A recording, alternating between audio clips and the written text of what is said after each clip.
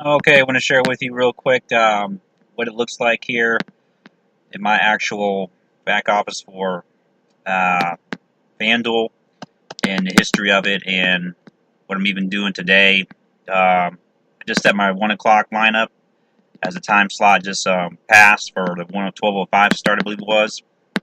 And so what I did yesterday here is a quick lesson going over it.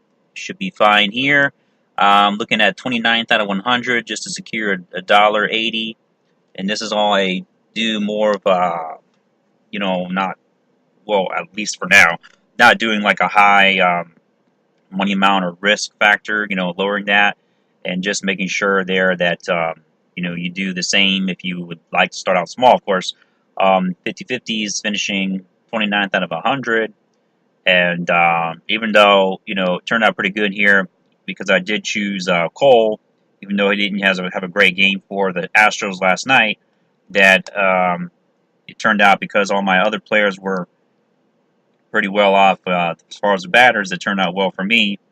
And, there's a lot of research throughout the day that goes into it and looking into trying to choose these guys and everything. But my entry here, uh, just to show you an example of a good cash contest, will basically, just waiting for that, be best off, even though he didn't get he got a win and everything, was 13% owned as a top pitcher, most expensive.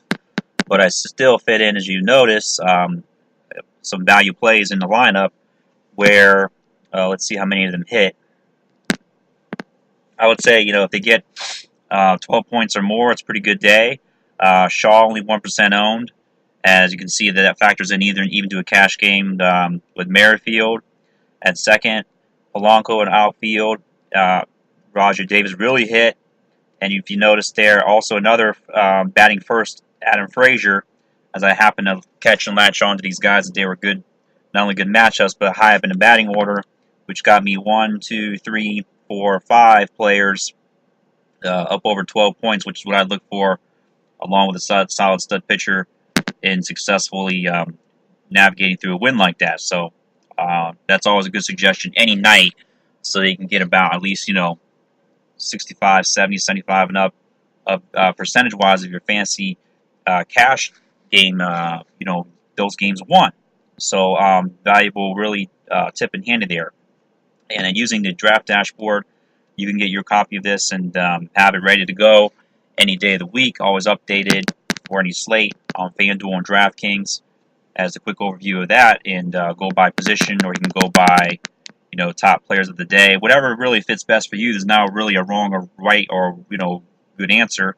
What I just recommend doing, though, real quick here for today, I'm already on it actually. The position optimizer for the main later slate, which is only 5 games, but however you can, I would suggest winning some tournament money today with some of these top pitchers. I'll just make sure they're in order here. The system says here that Sale is a top pitcher. We'll see if he's the most highly owned as well tonight, followed by Verlander, who's not at home, and got a pretty good matchup with a plus 5% weighted OPS, that is. So that's good. Sale's a plus 1. Walker Buehler. Got to be careful with this guy. Some people, the guy over at Number Fire, he already picked for the day, this guy Buehler, to be a good, solid cash gain. So whether you trust in him or that or not, if you listen to the podcast, he chose this guy as a solid cash gain play. Even though there's 7 righties in the lineup, as he's got an 834 OPS last 3-year average, but I think he's only, if I believe this is correct, only really played this year as a starter for the Dodgers and filling in for somebody for the year so far.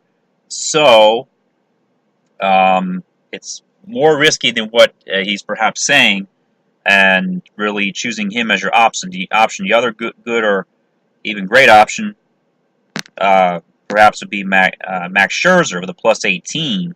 The higher this number, the better, versus the Yankees. And a lot of people are going to shy away or be scared away from this.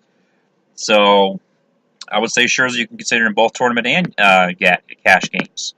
You know, so you could go that route, as I probably will do myself.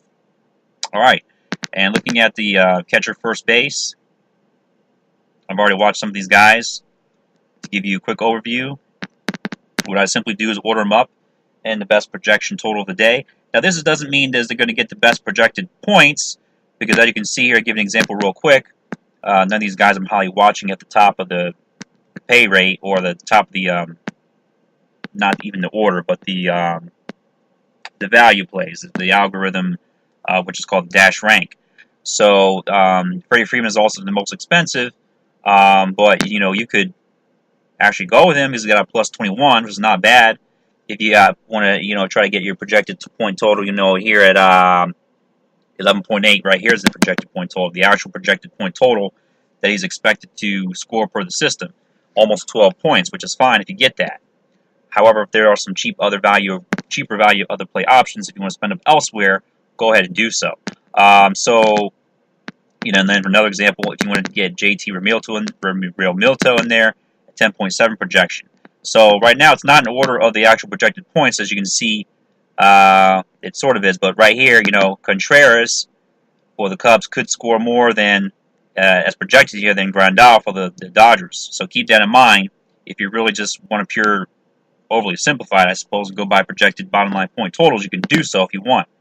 What I'm going here is going in order total of ranking instead, as opposed to that. Or you could even order up in total ranking according to the best versus, like it says here. The pitcher rank, 21st pitcher rank. It's a good matchup for Freeman. Not as good because he's 11th ranked in favor of the pitcher here versus Realmuto. So moving on here. Well, was there actually a good play here I liked here? One moment. No, so I got to find somebody there as a good play. As a cheaper option that, well, thinking about it now, I would go here at this point with Grandal, probably batting 5th. Not at home, but he's got a really favorable matchup versus Caleb Smith, so that would be my most favorable guy right there at that spot. I'll just try to work through these as quickly as possible. Second base, moving on here. Do the same thing here. Not necessarily worried about best projected point total, but more so this column right here. Javier Baez is probably going to be undoubtedly a great value. Brandon McCarthy is 745 versus righty. That's fine with me. I'm not going to pay up another $100 for Albies, even though Baez is still high at 4,500. If there's any other options here, I don't know. There's also the weather factors going on today. There's a lot of rain and so forth, so of course these could be changed. But if all things in a perfect world stay the same with weather and it's okay and everywhere, keep in mind the Cubs also have a high implied point total, one of the highest on the day as well. So he's fine there if I can afford him. I'll probably have to try to come up with a backup plan. Just have to refresh the screen here. Something technically came up. All right, so we got now third base.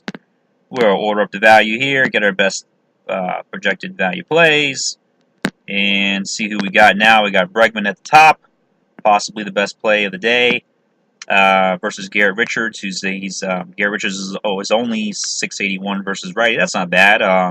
Bregman is good to go, versus righty. So we could at 3,700 we could work with that, as opposed to, like, let's say Rendon, who does have a plus 14 weighted, but there's limited options on a smaller slate like this. So shortstop,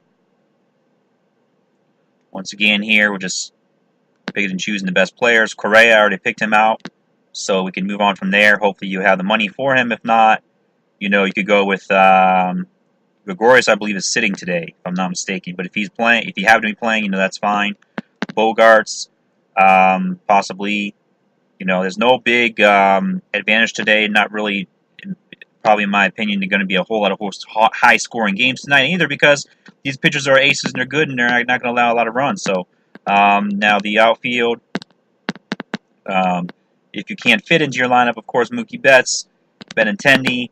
Let's just see if there's anybody of value here. Hopefully, we're going to have to get some lower price bats in here. Let me see. Scrolling down, we got Inciarte for 3,400, but batting ninth. So, you know, that's okay versus Chatwood of the Cubs. So this is going to be one of those slates where it's looking like we're going to have to just wait to see who's batting higher up in certain orders for lower price. If we can actually find anybody in lower end right now, let's see, just order per price. You know, we might have to check out this guy, Stevenson, who has a good matchup pitcher-wise versus Sabathia, perhaps.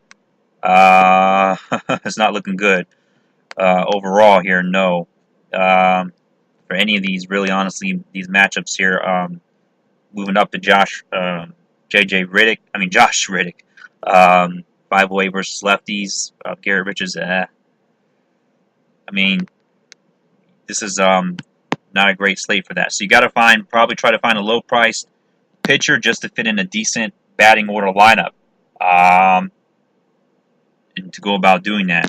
Let's take another look since that's the case. Go back to the pitchers here one moment. I'll finish up just to show you really if there's any other good value, reasonably priced players according to the pricing there.